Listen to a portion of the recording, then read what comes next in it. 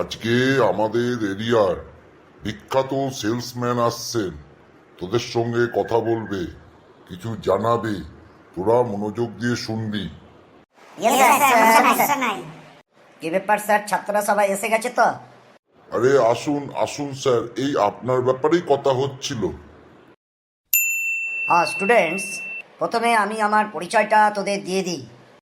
আমি মানে আমি মানে আমার নাম হচ্ছে শতহস্ত কালকুড়ে। আমার বন্ধুরা অবশ্য আমারে শতক বইলাও ডাকে। ইয়েস স্যার, গুলগুলে আপনার নামটা দেখেছি।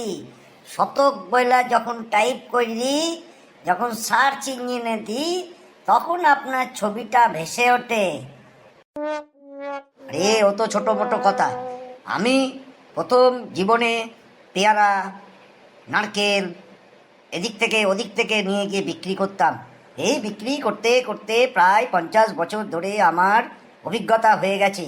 এখন আমি এই বিখ্যাত সেলসম্যান শতক।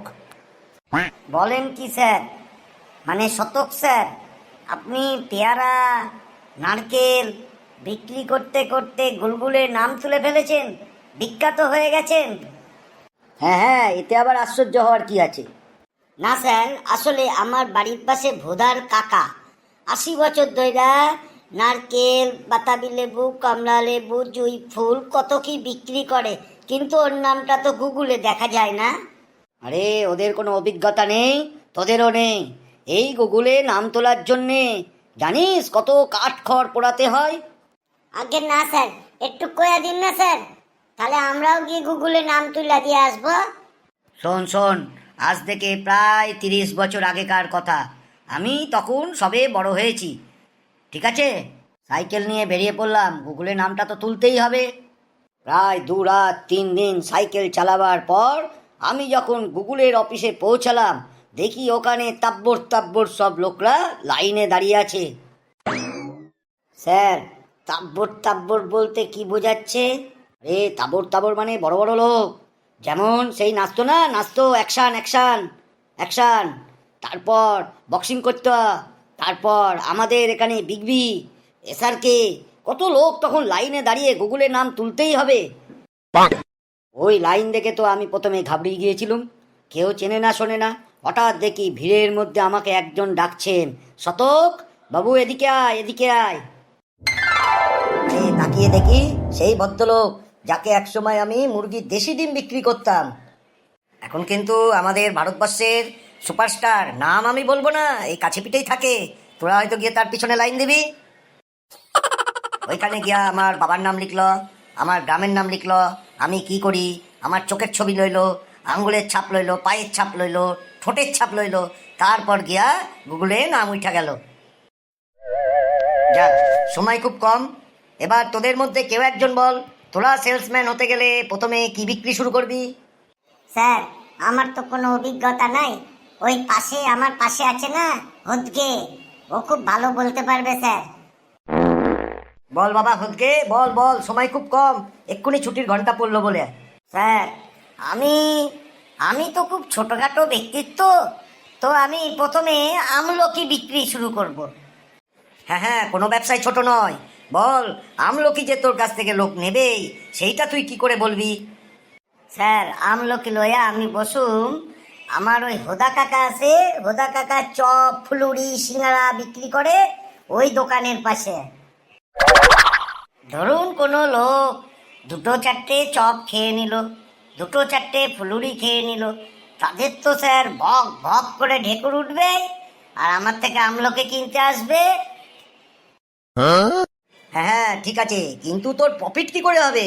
আমলকিতে প্রফিট? কি যে বলেন স্যার, 10টা আমলকির দাম এখনকার দিনে 10 টাকা। আমি ওই আমলকি মানে 1 টাকা কইরা এক একটা আমলকি আইলো, 1 টাকার আমলকি লইয়া আমি টুকরো করে 10 প্যাকেট বানাইবো। এক একটা প্যাকেটের দাম 2 টাকা। ওর মধ্যে একটু গোলমরিচ আর নিমক দিয়ে দেবো স্যার। তো আমার খরচ হবে খুব বেশি হলে 30 টাকা। এইবার এক একটা আমলকি যদি আমি 2 টাকা করে প্যাকেট বিক্রি করি, তো 10টা প্যাকেটের দাম হয়ে গেল আপনার 20 টাকা।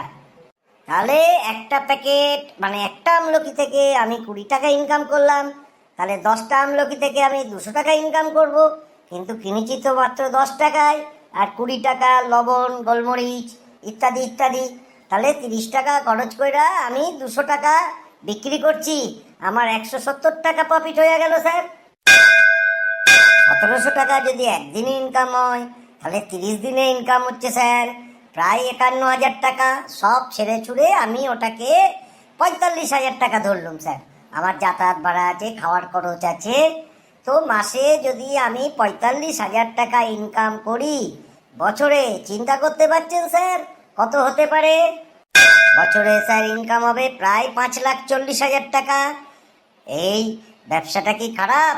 আর এই সেলসম্যান স্যার কোনো দিন ক্ষতি হবে না, এমন জিনিস আমি বিক্রি করব মানুষের কাছে। হ্যাঁ, ব্যবসাটার আইডিয়া খারাপ নয়।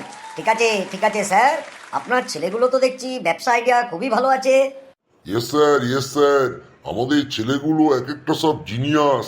গতবার একজনের ছাগল আর একজন নিয়ে গিয়ে বিক্রি করে এসেছিল, কত প্রফিট কইরা ছিল স্যার এই ঈদের বাজারে। যাক, আজকে এই অবধি, আমি চললুম। পরের দিন আবার যদি সময় পাই তোদের সঙ্গে এসে একটু গল্প গুজব করা যাবে। ভালো থাকিস, সুস্থ থাকিস, সবাই বাড়ি গিয়ে মন দিয়ে পড়াশোনা করো।